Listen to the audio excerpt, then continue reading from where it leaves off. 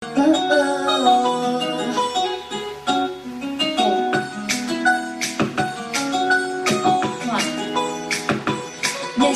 Antipatiko, yeah.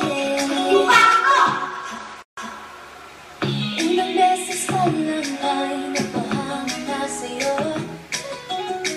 Di mapagkailang malakas ang dating mo. Pero aking gulat sa ugali, o ay baka sasakali ika'y wala lang sa mundo.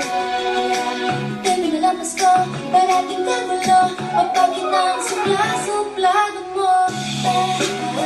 Bakit ba ika'y napaka-antipatiko?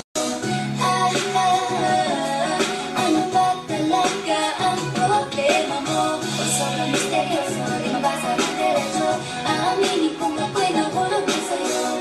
Kaya matapatan na ako, Mr. Antipatiko.